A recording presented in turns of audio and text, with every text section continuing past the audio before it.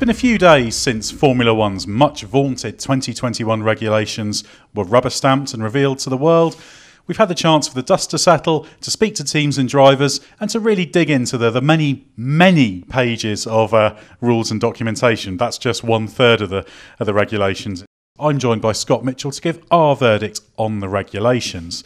Now, Scott, one of the most important things is what's being called raceability, the ability to follow closely, the ability to overtake. Do you think these rules have delivered on that brief? Well, that's quite a difficult one to answer, so I'm glad that you've thrown it to me straight away. So they did research into the impact of cars following one another and the percentage of downforce that the car behind has. So just as an example, when a car at the moment is one car length behind, they estimate that it has 55% of the downforce that it should have.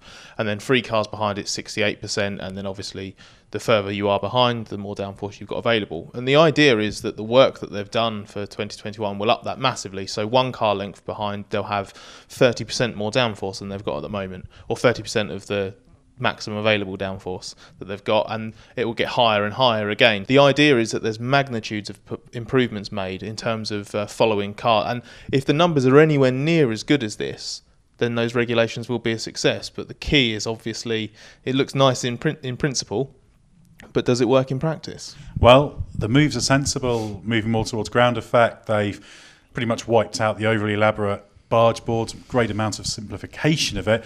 So in theory it should work, but I'd be very, very surprised if when we get to March 2021, that downforce level at 1 car length isn't significantly lower, because the more you refine and precisely work the airflow, the greater the disruption caused by turbulence. And short of running in a vacuum, you're always going to have turbulence. But one of the things that Tom Bassis told me, because I spoke to him a little bit one-to-one about this, is I put that question to him: how realistic is this to have this? And he said the number will come down, but there were 2 things that he was quite optimistic about. One is that the problem that you have so much when following at the moment is so severe that pretty much any kind of increase in that performance will be a benefit. I'd agree with that. Which is true. And the second thing is, he thinks that the way that they've crafted the rules, the areas that aren't as restricted for teams are areas that in theory won't have a massive impact on the wake, because, for example, the downforce that's produced underneath the car, we're going back to these ground effect cars that we haven't had for, what would it be by 2021, nearly 40 years without that ground effect as a priority.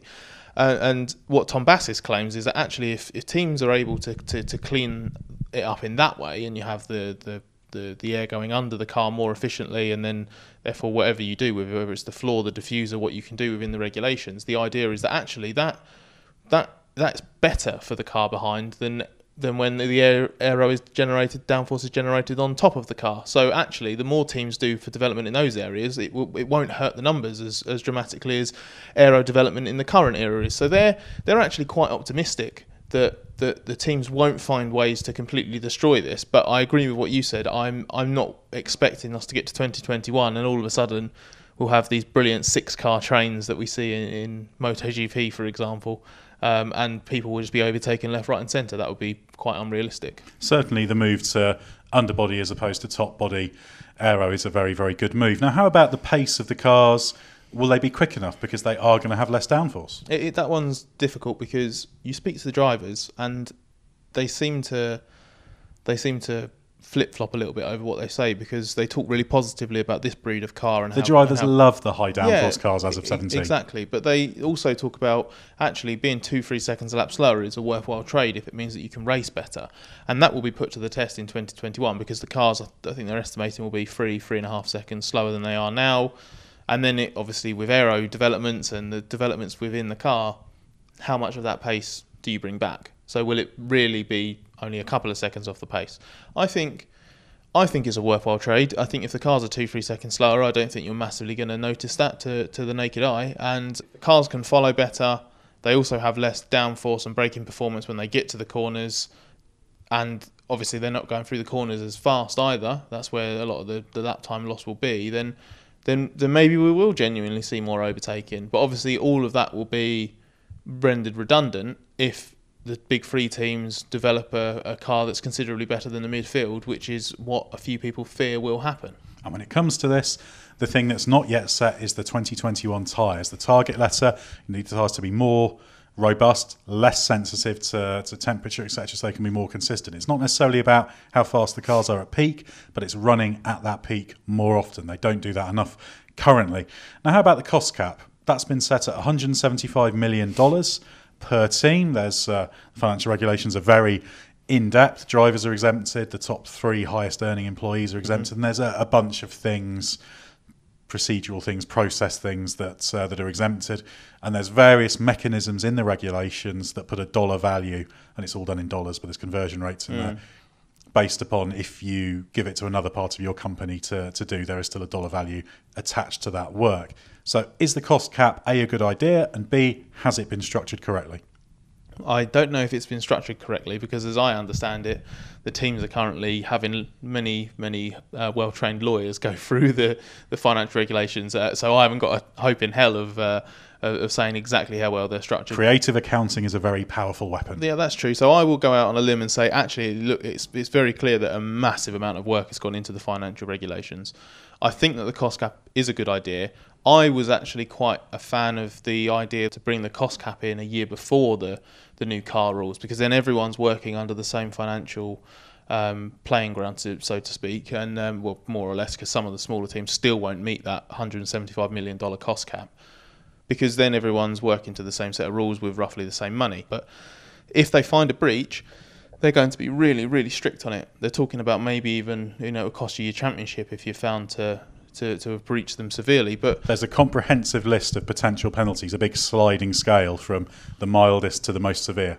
There is, but the one thing that's making me a little bit wary is that we also got given this, there's this timeline for the implementation of the rules.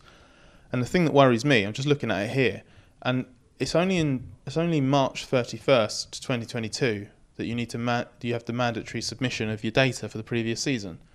So it's not going to be until the next season has started that you've got the actual concrete data of whether people have adhered to this financial rule.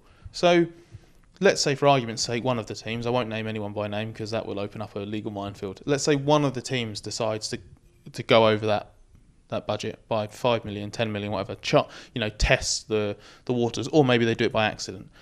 Are we really going to strip the champion of their world title 4 months after, and once the following season has started? That's a bit tricky, isn't it? Do you not think? It is tricky, but I think also it is the nature of the beast. This is hugely complicated. There is a lot of money being spent. You need to get to the end of the reporting period before you can actually evaluate things. So it's very, very tricky, and they have to base it on a calendar year, really, to stop. If they split it kind of 6 months and 6 months over a year, you could bias it towards one season or another. So I think for me, this is just a detail challenge of a cost cap. And you're right, that is a problem, but I don't see there is a way around it. It's very, very complicated. The other thing we have to point out, of course, is the budget, $175 million. There aren't many teams that are actually spending that as their annual budget for the things that are covered by this. So it'll control what the top few teams are spending, but it's not creating an absolutely level playing field. And then, of course, the upcoming negotiations for the long-term bilateral agreements to keep the teams in Formula One, that'll be very important in terms of how much money different teams are getting from Formula One. That needs to be balanced up a bit more. And I'm not convinced it's going to be that balanced, because the big teams still hold all the power. Yeah, I agree. And I actually think the financial rules, it's a microcosm for the 2021 overhaul entirely. There's a lot in there that looks good. There's style. There appears to be substance, but it all sounds great on paper. The question is it really going to be that good in reality? And we're only going to have the answer to that in about 15 months' time. Only when we test it, we'll start to get a feel in March 2021. For me, good steps in the right direction. Could have gone further. Cost cap, nice idea. Is it going to work? I think they are a work in progress. Ross Brawn said that. It's a reasonable starting point. So it's kind of a kind of very cautious thumbs up at this stage from me.